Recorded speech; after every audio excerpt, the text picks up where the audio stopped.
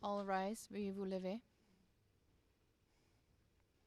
The International Criminal Court is now in session. L'audience de la Cour pénale internationale est ouverte.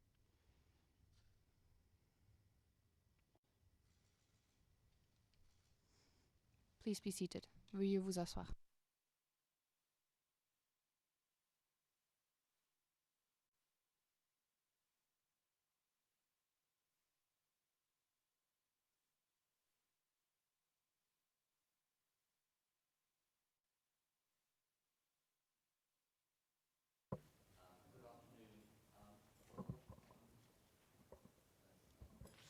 Call the case, please. Good afternoon, Madam President, Your Honors. Situation in Darfur in the case of the prosecutor versus Ali Muhammad Ali Abd-Al-Rahman Ali Kushai, case reference ICC 0205-0120, and for the record, we are in open session. Yes, thank you very much. Appearances, please, from the prosecution. Good afternoon, Madam President, Your Honours. I am Deputy Prosecutor Nazir Shamim Khan, and I appear for the prosecution with Mr. Julian Nichols, Senior Trial Lawyer, Mr. Edward Jeremy, Trial Lawyer, Ms. Alison Whitford, Trial Lawyer, Ms. Laura Morris, Trial Lawyer, Ms. Diana Saba, Associate Trial Lawyer, Ms. Rachel Mazzarella, Associate Trial Lawyer, Mr. Hai Do Duk, Associate Trial Lawyer, Ms. Claire Sabatini, Case Manager, and Mr. Dahiru St. Anna, International Cooperation Advisor. I see you really do have the full team here today. Thank you. Yes, appearances from the defense. Bonjour Madame la Présidente. Thank you, Madam President. Bonjour Mesdames les juges. Your Honors, Aux côtés de Monsieur Ali Mohamed Ali. next to Mr. Abdi Ali Al-Rahman today, who is present, the defense team is as follows. Valeria Holum, our intern, Mohamed Mana, linguistic assistant, Ahmed Issa, Mina Guiou, Maxela Veladi, Madame Audrey Matteo, Audrey Madeo, conseillère de conseil, je ne sais plus, et Monsieur Yain Edwards et Mr. Ian Edwards, and myself, Cyril Lauchi. Thank you, lead counsel. Well, not quite as many as the prosecution, but still quite a lot, Mr. Lauchi. And finally, the appearances for the victims, please. Good afternoon, Madam President, Your Honours.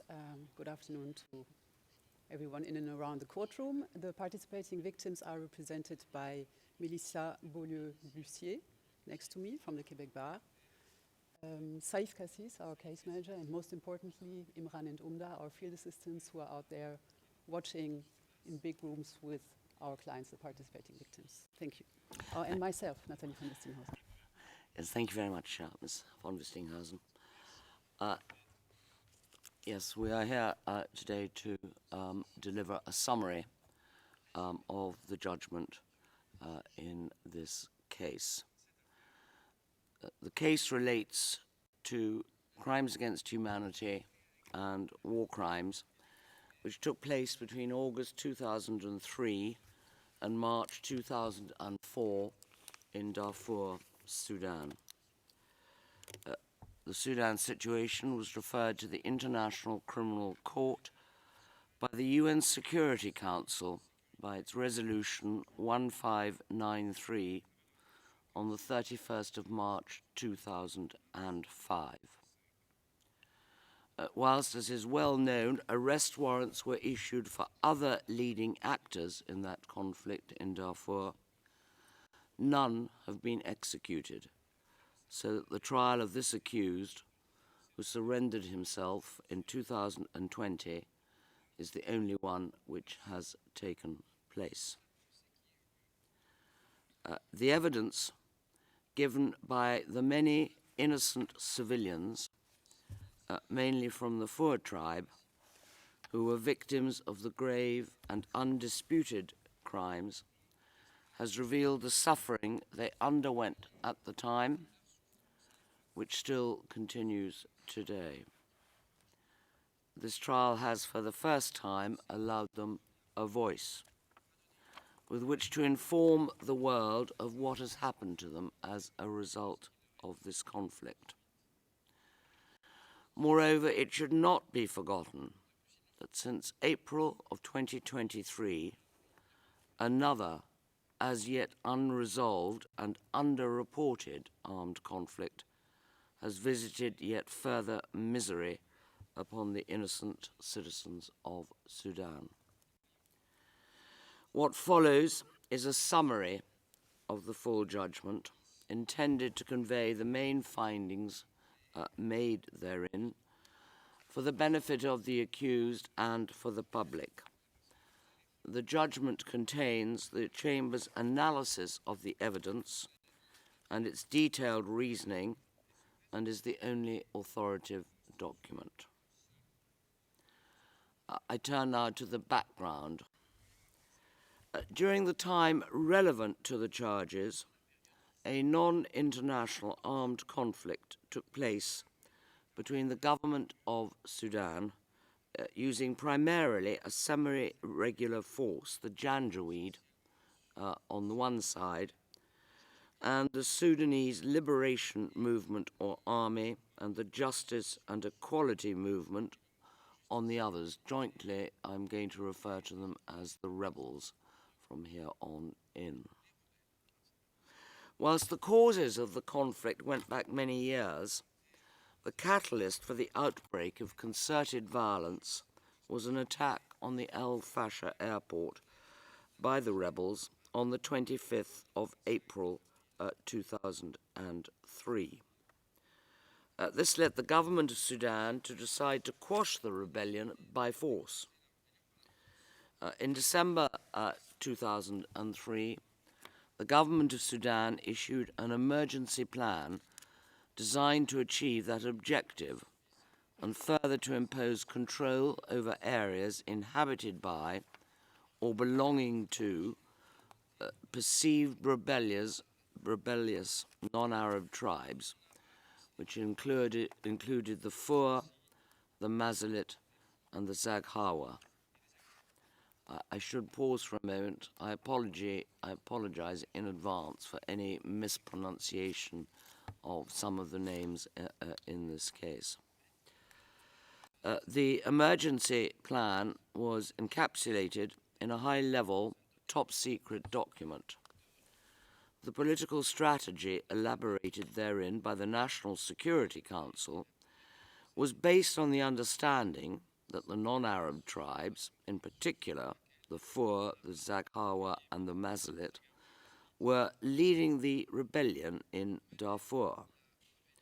And the objectives of the plan were to restore security in the states of Darfur and end the rebellion through military and security decisiveness, to fight the rebels, and to impose control over all the villages and regions to which rebel leaders belong, and also the areas inhabited by the rebellious tribes. The emergency plan stated that this aim was to be achieved through the creation of these semi-regular forces from Arab tribes, which were to be provided with training and arms, assigned to a commander, and be assisted by the Sudanese armed forces with, and I quote, fire support and air assets during military operations. In addition, the plan stated that one of the purposes of creating these semi-regular forces from the Arab tribes was to, and again I quote, assassinate sympathizers from amongst community leaders, the Umdas, and local administration officials. This semi-regular force was known as the Janjaweed, although it was also referred to by other names such as the Fursan, Arab militias, Peshmerga, or Mujahideen. Other semi-regular forces included the Popular Defense Forces, the PDF, the Central Reserve Forces, the CRF, and the Popular Police Forces, the PPF. The Chamber finds that it was this emergency plan which provided the blueprint for the commission of the crimes which then took place. Acting on Government of Sudan instructions, the Janjaweed carried out armed operations against several predominantly Fur and non-Arab villages in Darfur. Some of these operations were carried out jointly with the GOS forces, and during these operations, villages were pillaged and destroyed, civilians were murdered, raped, persecuted, mistreated, and forcibly displaced. Whilst many more villages were targeted, the operations charged in this case concern Kudum, Bindizi, Mukja, and Dalej. Particularly in Mukja and Dalej, 4 men of all ages who had fled with their families to Mukja and Dalej from the ravaged villages were detained, tortured, and subsequently taken to areas outside the towns where they were executed by members of the Janjaweed together with Government of Sudan forces. I turn next to the accused. The accused, Ali Muhammad Ali Abd-Al-Rahman, was born in Rahat al-Berdi at South Darfur in 1949.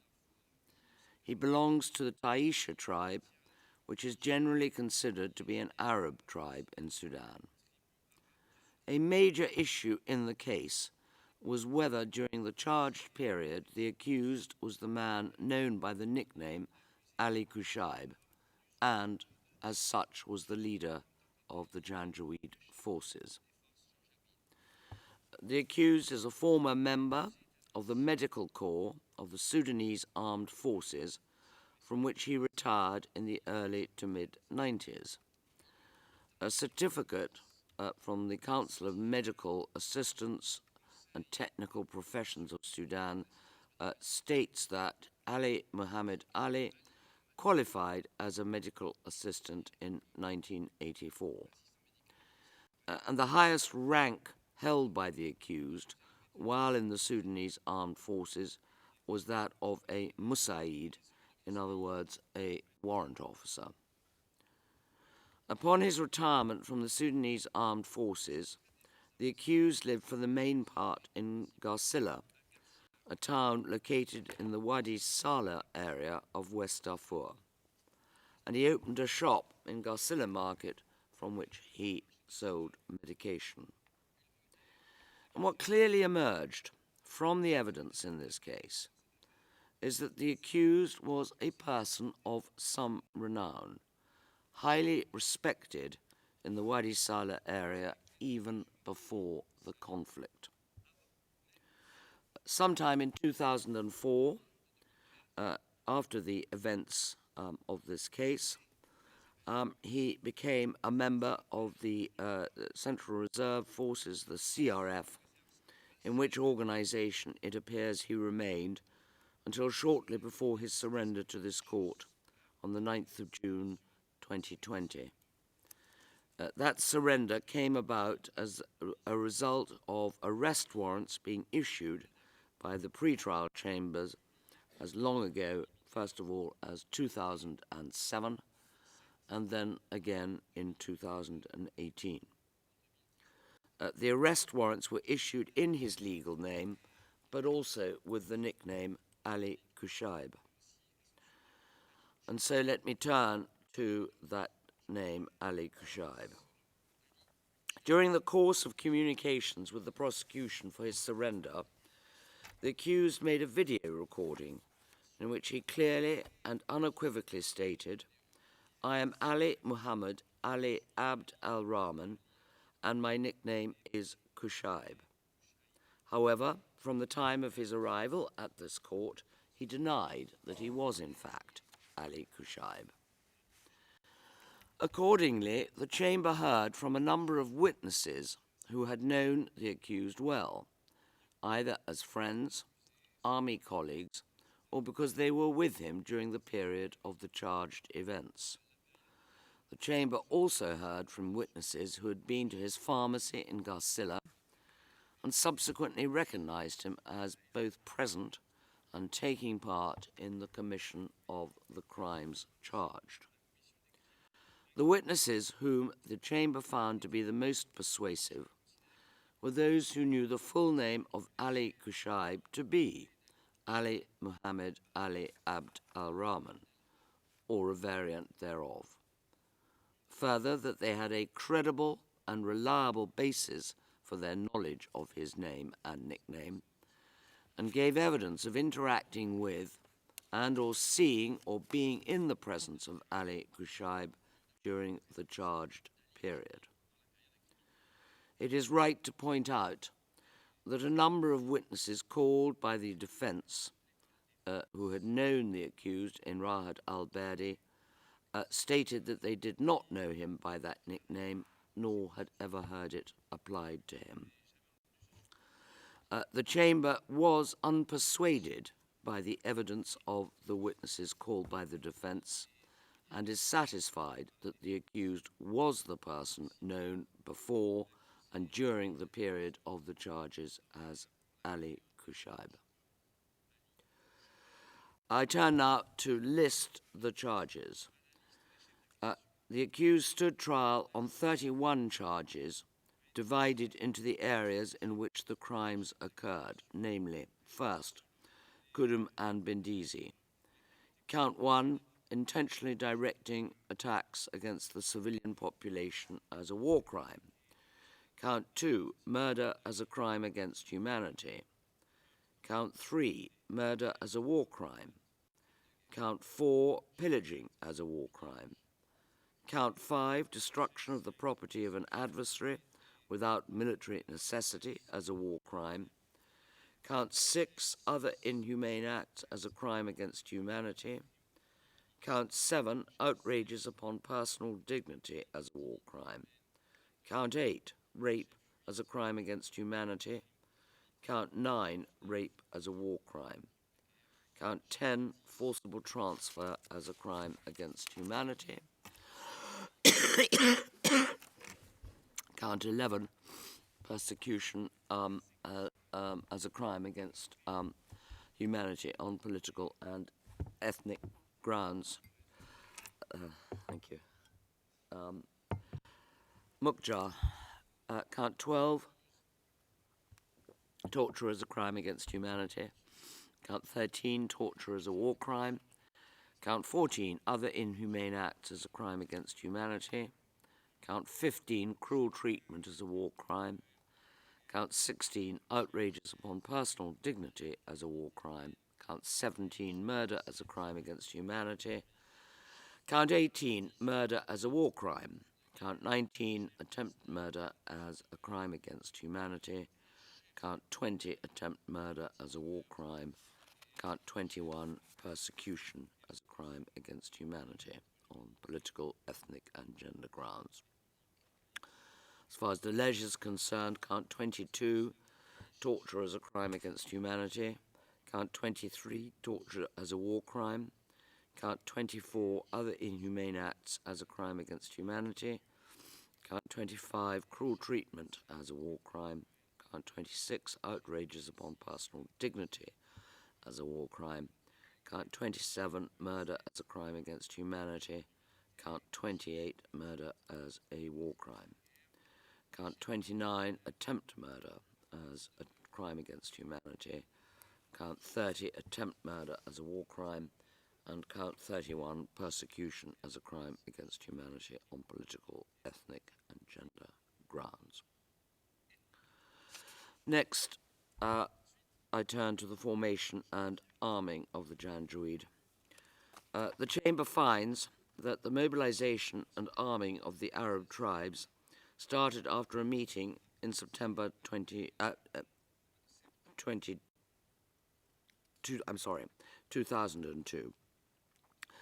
This meeting, which gathered members of all Arab tribes in Darfur, was prompted by security violations and tribal conflicts, and had among its objectives to eradicate tensions, malpractices, and direct or indirect causes of security issues. However, it was after the promulgation of the emergency plan that the government of Sudan, exploiting existing tribal tensions, used the Janjaweed to assist them in countering the rebels. In the early stages of the conflict, the Janjaweed used camels, horses, and donkeys as their mode of transport, but the government of Sudan later provided them with more military equipment and vehicles, such as land cruisers and trucks mounted with a gun, known as a DSK, on the back. During the period of the charges, the Janjaweed received funding, training, such as it was, and weapons from the government of Sudan. Numerous witnesses spoke of weapons distribution taking place in the Wadi Salah area during and after 2003. Weapons and other military material were distributed on government premises, including on the Sudanese Armed Forces premises, the CRF and the PDF bases. Although in 2003 these were largely distributed by a man called Lieutenant Hamdi, the head of intelligence in Mukjar, the accused was also involved.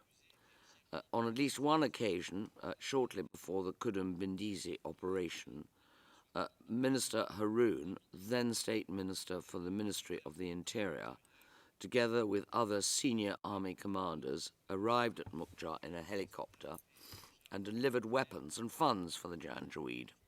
Members of the Fur tribe were denied the weapons as they were on each weapons distribution.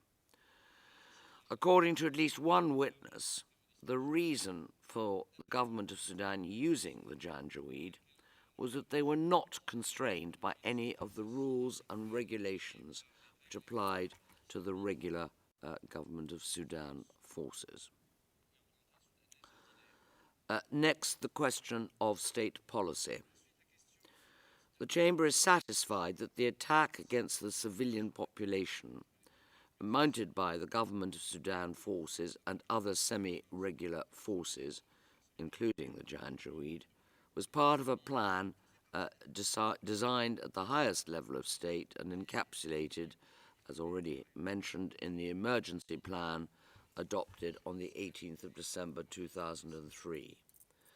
That plan does show that the conflict had an ethnic dimension. Entire communities of the Fur, Saghawa, and Masalit tribes were to be targeted and attacked because their members were all perceived as associated with the rebels and thus as the enemy.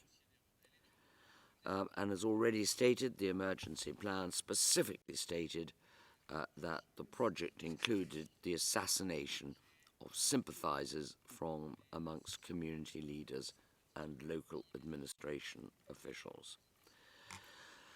Such orders made no distinction between fighters and civilians, who all seemed to be the target of the planned military operations.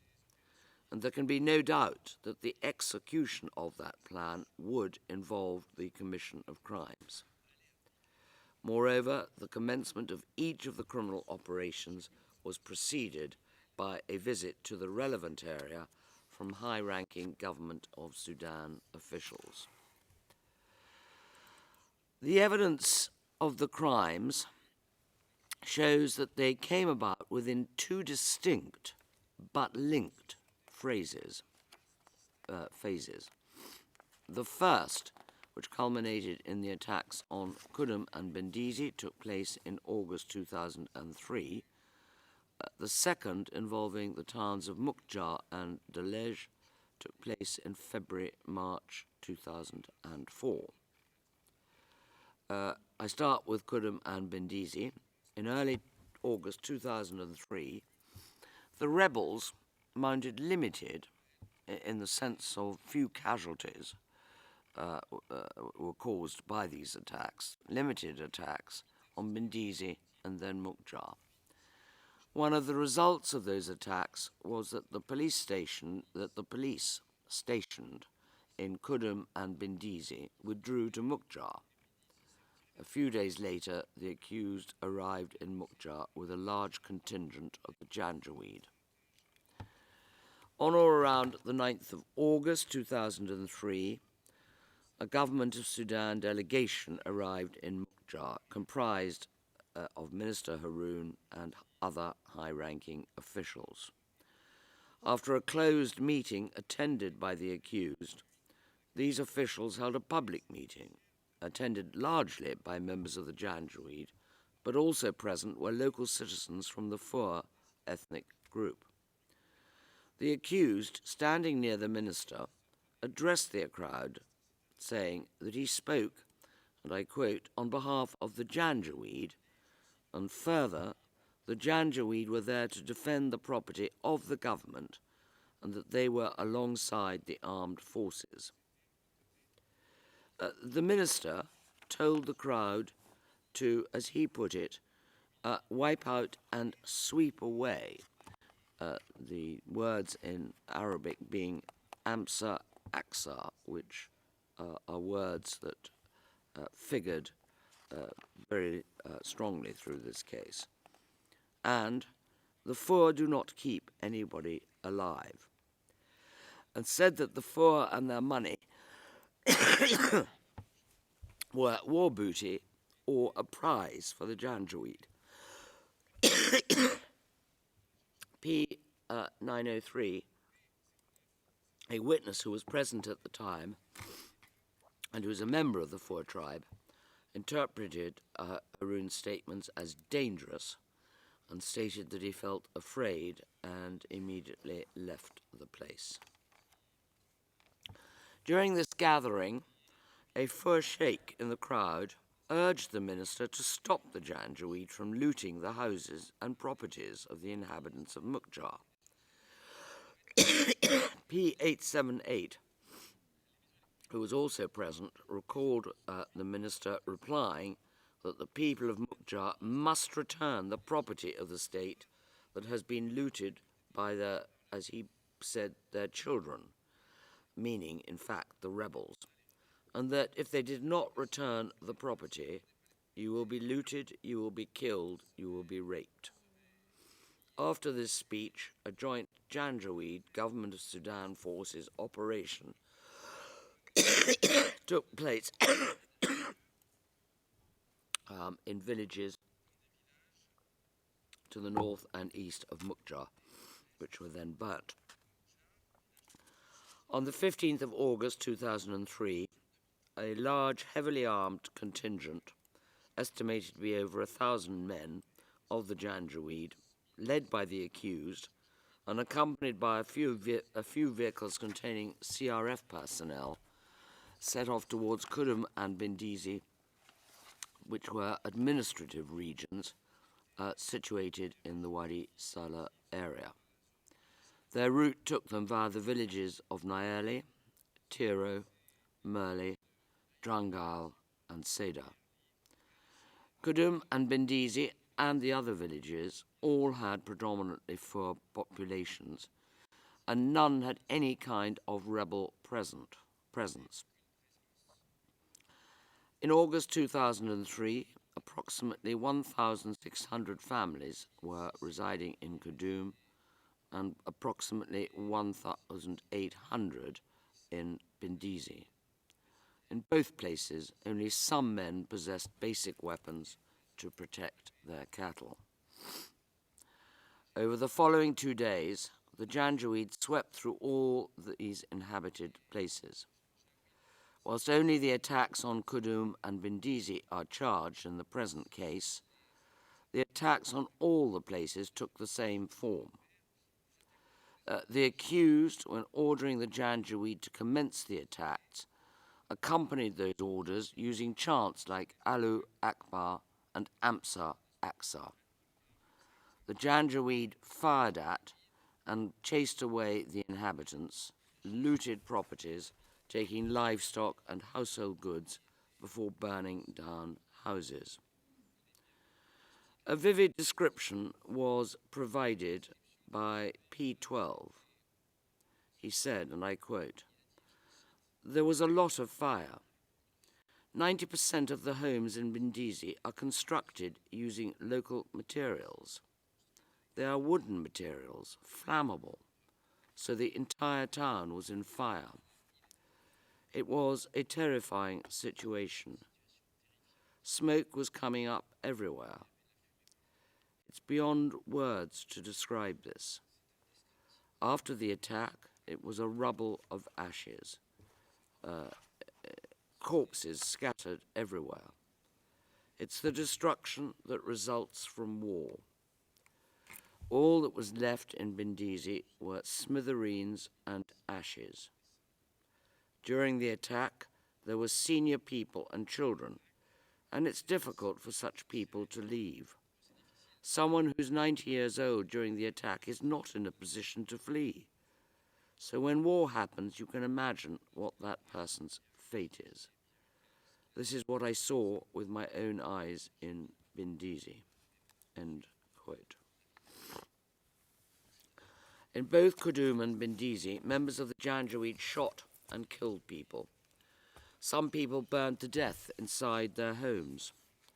In Kudum, P29 recounted that that's the Janjaweed, started firing ammunition in the town, and people started running away, and that the members of the Janjaweed were firing at the citizens. P986 explained that whenever the Janjaweed found anybody, they would shoot. Those captured were beaten and mistreated and generally insulted. An inevitable consequence of this eruption of violence was that women and girls who were captured were raped, some jointly and several times. In Bindisi, P11 and P15 described how the Janjaweed acted together. Some members undressed the women, others threatened and held them down, whilst others penetrated them. Members of the Janjaweed stripped the women of their clothes, using their own clothing to stuff their mouths to stop them from screaming. And moreover, in some instances, the Janjaweed used their weapons or deployed violence upon the victims. For instance, a girl resisting would be held down by two men, one on her legs and another on her chest, so that the third man could penetrate her. P1073 was one of the women who was raped and described her ordeal. "I was taken to a deserted residence alone. I was whipped and beaten down. The beating was so severe that I got injured. After that, I was taken to a room, my hands were tied, and after I was raped in the same room, they took me by my hand, took me out of the room, and threw me out of the door." P1073 still suffers from long-term physical, social, and physiological consequences, particularly since she was only 15 years old when the Janjaweed raped her multiple times. Some women were penetrated out in the open and in front of others who witnessed what was happening, including children. And the members of the Janjaweed forced some of the women and children at gunpoint to watch as they committed these acts. The further consequence of these attacks was that the inhabitants of Kudum fled first to the surrounding forest, valleys, or nearby villages. Many of them could not return to Kudum after this attack because there was nothing left there, so they sought refuge in Mukjar and elsewhere. The same happened to the inhabitants of Bindisi. One of the more egregious actions carried out by the attacking forces was to send a CRF member who was known to the inhabitants of these villages ahead of the attacking convoy to falsely reassure the inhabitants of Kudum and Bindisi that they need not flee, as the Janjaweed were only coming to collect fodder for the horses in Bindisi. And unfortunately for the survivors, Mukjar did not prove to be the place of safety which they believed it to be. There has been no dispute in this case that those who were the victims of crimes in Kudum and Bindisi were civilians. No fewer than 46 people were killed during these attacks. Despite the imprecision of the evidence tendered, the chamber was able to identify a number of victims. Rather than simply giving a number, the victims deserve that some of the names are given public acknowledgement. These are but a few of the persons killed during the attacks on Kudum and Bindisi, and more are identified in the judgment. Abdullah Hassan, Bakit Ibrahim, Muhammad Ibrahim Muslim, Hassan Muhammad Hassan, Fakir Umar Yaqub, the Imam of Kudum Tine Mosque, Halima Issa, Koni Haroun, Mohammed Kamis, Hussein, nicknamed Jurgi, and Adam Suleiman. I turn now to the crimes in Mukjar. The population of Mukjar, again, was predominantly poor. According to a UNHCR report, there were around 1,800 households in Mukjar before 2003. But during the events of 2003 and 4, as a result of the forced displacement from other villages and towns, this number increased to over 4,100. Between August 2003 and February 2004, further attacks by the Janjaweed and Government of Sudan forces took place not only in Kudum and Bindisi, but on the outskirts of Mukjar and other villages surrounding Mukjar, including Arada, Tendi, Abela, Dembo Kabde, Kiroro, Sigigir, and Nyali. This resulted in the mass displacement of people living in those villages towards Mukjar and the nearby mountains. Some displaced villagers had to live on the streets in Mukjar.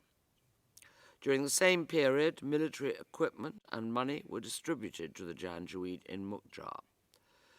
The weapons were delivered at various locations, including at the police station, where the Janjaweed would come to collect them. Around February 2004, the accused coordinated the onward distribution of weapons to umdas of the Arab tribes and the Janjaweed at the SAF base in Garsila over a period of 2 days. Although the SAF commander in Garsila oversaw the distribution from a distance, the accused was the one deciding who should receive weapons, which included Kalashnikovs and machine guns. On the last day of this weapons distribution, again, a delegation of high-ranking GOS officials, including Minister Haroun, arrived by helicopter at the Garsila SAF base and distributed money to the Janjaweed. In early 2004, the accused and the Janjaweed, together with the GOS forces, Government of Sudan forces, left Garsila going towards Mukjar. Their route took them through the villages of Arawala and Jamina. The villages were also looted and burned. The contingent, including approximately 6,000 members of the Janjaweed, arrived at Mukjar in late February 2004. They arrived in vehicles filled with military equipment, as well as on camel and horseback, and had weapons, again, such as Kalashnikovs, machine guns, and DSKs. The accused was also personally armed with a Kalashnikov and an axe.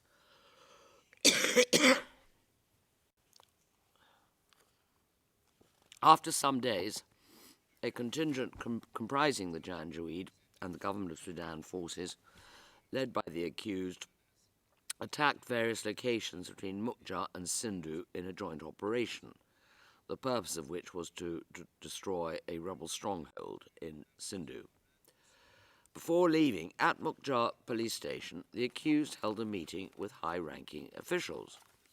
And during that meeting, the accused told the police chief that anyone coming from the direction of Sindhu to Mukja must be registered and detained until their return from the operation. The Sindhu operation was successful, and a few days later the accused and his forces returned to Mukja, attacking various villages on the way. After arriving in Mukja, the Janjaweed looted and burnt down the houses before most of them left the town. Checkpoints had already been set up in and around Mukja in February and continued in March 2004. They were manned by members of the Janjaweed and the government of Sudan forces and intended to control the arrival of people who were fleeing the previous attacks on the surrounding villages. People were stopped and searched at the checkpoints. Men were separated from women and children, systematically arrested, taken to the police station and its prison. Young men in particular were searched for weapons or physical signs that they had carried weapons. Community leaders from Mukja and the surrounding areas, such as the Umdars and Sheikhs, were arrested. These community leaders were detained immediately without being questioned. Sometimes children were arrested and detained. And at the checkpoints, the internally displaced people from surrounding villages were often accused of being rebels. Terms such as Tora Bora, Nujus, and criminals were used by the people manning the checkpoints, all of which being terms of abuse. And around 400, again predominantly poor people, were arrested during this period. During the same period, the Janjaweed and the Sudanese forces conducted house-to-house searches and arrested people in their homes, the market, and other places.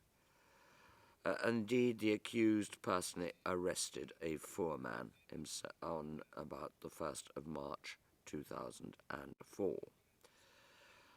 When four policemen of Fur ethnicity were brought to and detained at the police station, the accused was standing in front of the door of the detention room and was heard saying, "Tomorrow we will show you who you are and who we are."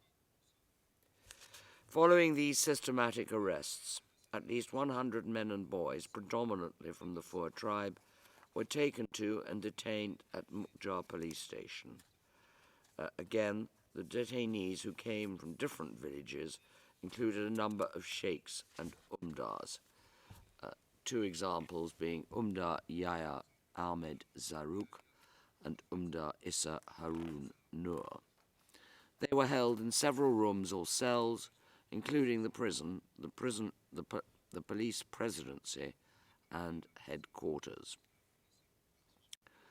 The detention cells were overcrowded, dirty, and hot. There was no place to lie down or move around. Whenever new detainees were brought in, they would be pushed into the cell so that people were actually positioned on top of each other. The detainees were scared, hungry, thirsty, and tired. They had limited or no access to a toilet or other sanitary facilities and were forced to urinate and defecate in the overcrowded cells. They were given little to no food or water and were not provided with any kind of medical treatment. Again, Minister Harun visited Mukja on or around the 1st of March of 2004. He gave a speech in which he saluted the government of Sudan forces and thanked the Janjaweed. He told them, "You did a good job chasing away the rebels and cleaning the area." He also visited the police station at Mukjar, and during his visit the detainees were ordered to leave their cell and stand outside between the roundabout and the cell where government officials had gathered. The accused was heard telling Haroun, "These people are rebels. We arrested them with their umdars." They were photographed, the detainees, and filmed by a cameraman, while other government officials again called them Tora Bora and accused them of being rebels. And Haroun was heard telling the detainees, "Today and tonight I am going to destroy you all." Over the course of at least 2 days, the accused, as well as the Janjaweed, the police, and CRF personnel entered the cells and physically and verbally abused the detainees. The accused introduced himself as Ali Kushaib and as the leader of the Janjaweed. He proceeded to hit the detained umdars and sheikhs, as well as other detainees, with his axe. In particular, he hit Umdar Yahya Ahmed Zaruk on the shoulder, thereby breaking it, whilst threatening to kill him. On other detainees, the accused used a whip. Again, while hitting them, the accused hurled derogatory terms at them, such as slaves, magus, Tora Bora, and rebels. And again, the Janjaweed, the police, CRF personnel also beat detained persons at the police station. All were beaten without exception, some with sticks, others with some kind of whip. The detainees fell over each other in their attempts to escape the beating, and at least one witness still bore the scar from the beating when he gave evidence. The assaults were not limited to beatings. One detainee was burnt with an iron, another had what felt like hot plastic thrown at him, and other men had their ears cut off.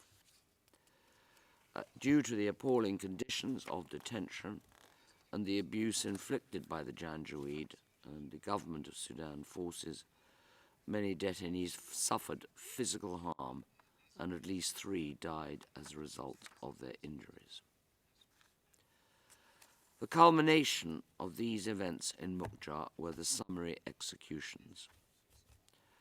On or around the 2nd of March of 2004, several officials and officers held a meeting at the police station compound.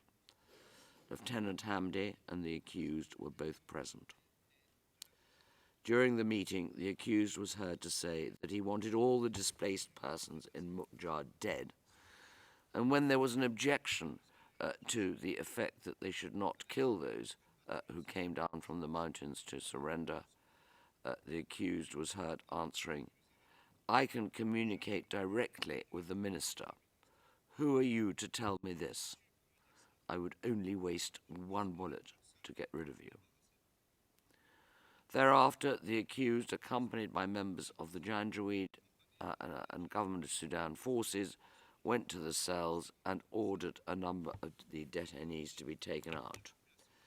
He hit several of them with his axe as they were exiting the cell, including Umdar Yahya Zaruk and Umdar Issa Haroun Noor. At least 52 people were loaded into several vehicles. The Janjaweed and the GOS forces continued beating and insulting the detainees, including the umdars, throughout the journey. The convoy travelled approximately 1 kilometre, or about 10 minutes, before making a first stop at a place called Khor Talaba. After the vehicles stopped, the accused ordered some of the detainees to get out of the vehicles. He then ordered the detainees to lie down in a line, and then instructed the Janjaweed and the government of Sudan forces to shoot and kill the detainees. The Janjaweed and government of Sudan forces started shooting. It lasted approximately 20 minutes. Thereafter, the convoy moved to a second site near Nyerli, and the remainder of the detainees were shot. After the shooting, the executioners walked over the bodies. No fewer than 50 people were executed at these sites. There has been no dispute in this case that the men detained and or later executed were civilians.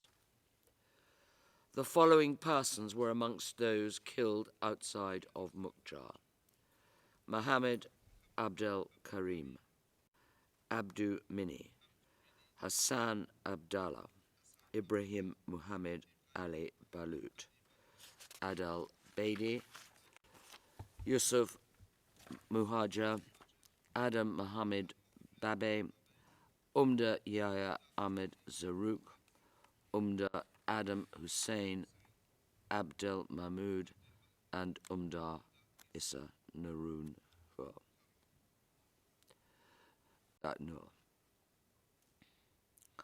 Finally, I turn to the crimes in Delege. At the time of the events between the 5th and 7th of March 2004, the town of Delege was located in the Wadi Salah locality. It's approximately 17 kilometers northeast of Garcilla and was predominantly Fur. By early March 2004, there were more than 16,000 internally displaced persons living in Delege. And following the Sindhu and Mukjar operations in February and March of 2004, the forces which conducted them had returned to Garcilla. And around this time, many people who were suspected of being connected with the rebels were arrested and detained at the Garcilla SAF base. The accused issued the orders for people to be arrested and provided the intelligence to the SAF on suspected insurgents, which led to these arrests. He also personally brought some detainees to the Garcilla SAF base.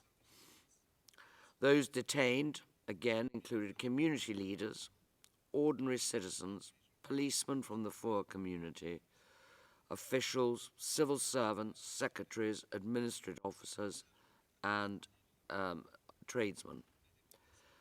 Amongst the leaders were a number of umdars, sheikhs, and a man called Janif, the PDF coordinator in Garcilla. Umdars Kindiri, Kamis, and Janif, having been interviewed, were released, and the three men fled to Delege to join their families. Around early March of 2004, a delegation of high-ranking officers arrived at Garcilla SAF base by a helicopter. The accused often accompanied the delegation during its stay. And thereafter, the same force which had taken part in the Mukjar operations, namely members of the SAF and Janjaweed, deployed to Delege. Between the late evening of Thursday the 4th of March 2004 and the early morning of Friday the 5th of March, armed Janjaweed and Government of Sudan forces surrounded and then entered Delege.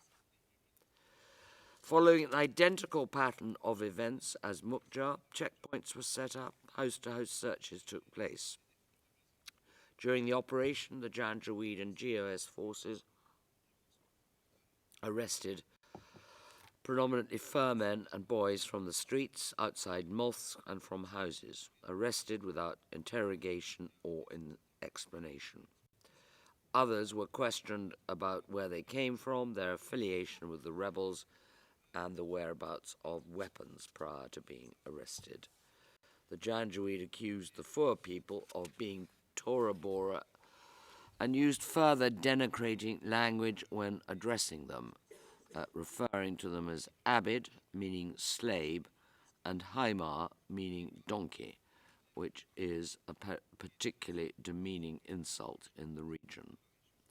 The Janjaweed also threatened, beat, kicked and hit with sticks and rifle butts both men and women while executing the search and arrest operation. Those arrested, all of them men, were taken to the Delej police station. Some were taken in vehicles, others were taken by armed Janjaweed and GOS forces on foot and horseback. They kicked and beat some of the detainees en route to the police station using whips and wooden sticks. Umdar Kindiri was personally arrested by the accused. From around 7 a.m. on the 5th of March, the Janjaweed and the Government of Sudan forces detained the arrested men and boys aged from about 13 to over 60 in a large unfenced area outside Delej police station. On their arrival at the police station, or soon thereafter, the detainees were ordered to lie face down on the ground in systematic rows. They were not permitted to raise their heads or look to either side. All appeared to be wearing civilian clothes. Some had their hands bound behind their back. Numerous members of the Janjaweed and the Government of Sudan forces surrounded the detainees, keeping them under close guard. At least 100 detainees were detained outside the police station. The accused arrived there at some time before 1 o'clock in the afternoon. It was a hot day, and the detainees were forced to lie on the ground in the sun for several hours. They received no food or water and were denied all requests, including access to a toilet. Whilst they were lying on the ground, the Janjaweed walked on their backs, stamped on them, and hit them with fists, whips, and sticks.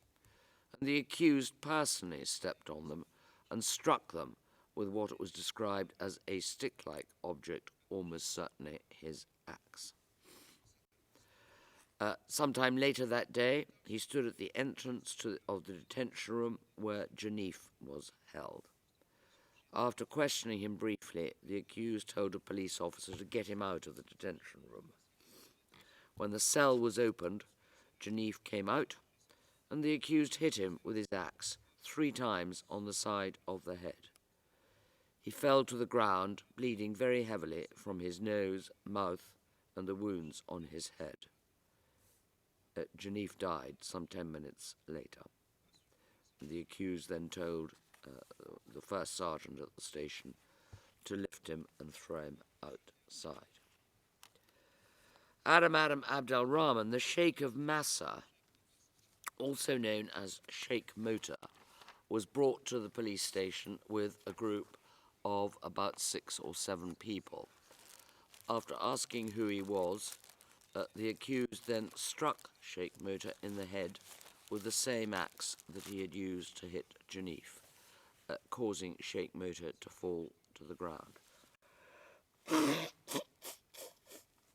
The accused instructed his men from the Janjaweed to throw Sheikh Mota in the back of a vehicle. He died as well as a result of being struck by the accused. Events in Delej culminated in an identical fashion to those a few days earlier in Mukjar. Whilst the sequence of events is not entirely clear, they began in the late afternoon of the 5th of March. The accused instructed his men to load the detainees onto waiting land cruisers. The Janjaweed and the GOS forces shoved them forcefully onto the open backs of at least 2 land cruisers while beating them. And they were packed tightly in the open backs of the vehicles. The accused supervised the process, counting the number of men being loaded onto the vehicles until the capacity of each vehicle was reached.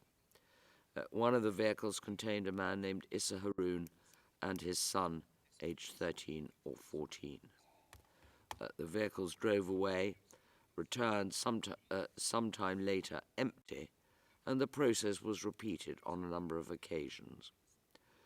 The following day, over 40 bodies, including that of Issa Haroun, were found in an area near the Tolda mountain, near Tolda, a mountain just south of Delej, and it was clear that they had been shot.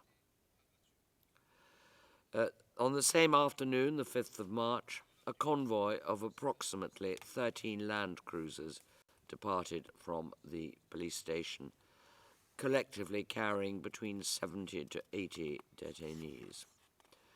The convoy stopped in an area identified by the accused near a village called Ferry.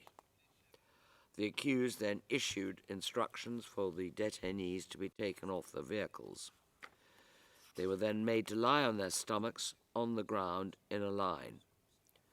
The accused issued instructions for the convoy to, as he put it, execute the instructions, and members of the convoy shot dead all of the detainees present. Following the killings, the bodies were left on the ground. No one survived. At roughly the same time, at least 2 vehicles transported at least 40 to 45 detainees from Delej police station towards an area called Koska. At that stage, one of the detainees escaped by jumping out of the open back of the vehicle.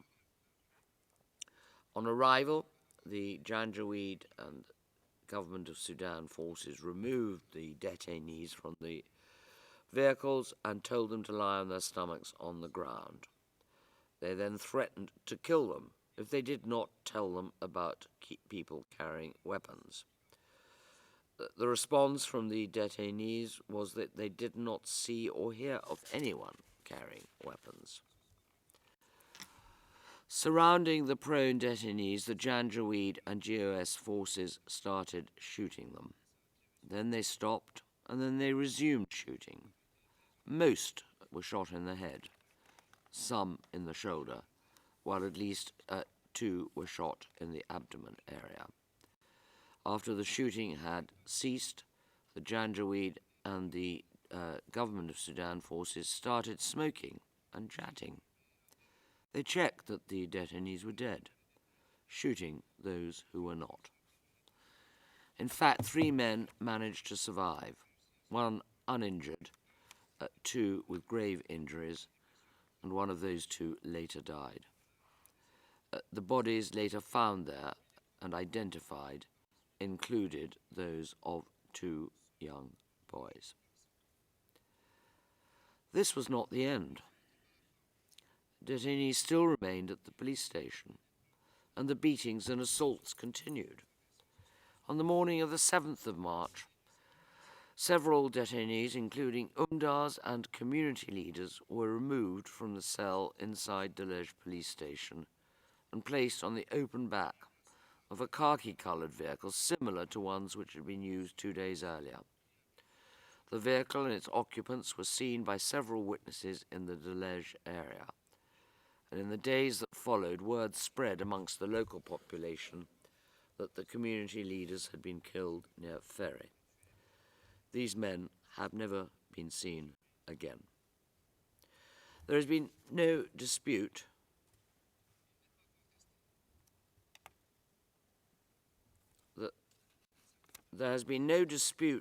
in this case that the men detained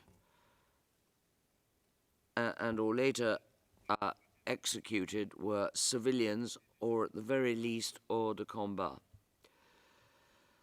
The following persons were amongst those killed at Delej police station and outside of Delej. Adam Abd-Al-Rahman, nicknamed Janif. Abdallah Musa, Issa Haroun and his son, Abu Bakr Suleiman Abakar, Zachariah Abdel Mawla Abakar, both of whom were no more than 12 or 13 years old. Umdar Jido Khamis Abd al-Karim, Umdar Mohammed Suleiman Abdul Shafer, Umdar Adam Degez, Ahmed Abdul Shafer, and Sheikh Ismail Abdul Aziz. Finally, I turn to the role and responsibility of the accused. As already stated, the Chamber is convinced beyond a reasonable doubt that the accused was the man who bore the nickname Ali Kushaib. And the crimes that I have just described demonstrate the role that he played in those crimes. But there is additional evidence which establishes his position and influence. His relationship with the leadership of the government of Sudan, in particular Minister Haroun. Before each of the attacks, Minister Haroun and or other top-level military and civilian leaders arrived in the Wadi Saleh area and held meetings attended by the accused. The accused himself explained on more than one occasion that his instructions came from the top and only took instructions from Haroun and Hussein. Second, his relationship with leaders at the more local level, such as the commissioners of Garcilla, the head of the CRF in Mukja, and in particular Lieutenant Hamdi, the head of the military intelligence branch in Garcilla. Third, the fact that many people believed that he was an Agid al-Oghda, translated as a colonel of colonels, but a senior tribal leadership position. His role in the recruitment of and distribution of military material to the members of the Janjaweed, and as importantly, the fact that he exercised authority and control over those who were known to be his deputies, as well as the rank and file in the Janjaweed, who were heard to address him as Commander Ali. And indeed, there was public recognition of his role. A Government of Sudan report referred to him as Commander of the Al-Fursan, in other words, the Janjaweed. As demonstrated by the facts relating to the crimes, the accused played an active role in their commission. He encouraged and gave instructions that resulted in the killings, the rapes, and destruction committed by the Janjaweed in Kudum and Bindizi, mainly by the exhortations which accompanied his orders to wipe out and sweep away, or God is great, Allahu Akbar, and the words, don't leave anyone behind, bring no one alive. When one brave man objected to what was happening, the accused told him to leave. In the crimes committed in Mukja and Delej, the accused was not only giving orders for the arrests and in subsequent incarceration of those arrested, but was personally involved in the beatings and later was physically present and giving orders for the execution of those detained. Accordingly, the accused is convinced that the Chamber is convinced that the accused is guilty beyond reasonable doubt of the crimes with which he has been charged. Its verdicts are unanimous. Stand up, please, Ali Muhammad Ali Abd-Al-Rahman. The Chamber's verdicts are as follows. For the war crime of attack against a civilian population, count 1, under Articles 82E1 and 25(3)b of the statute, committed during the Kudum and Bindizi operation, guilty.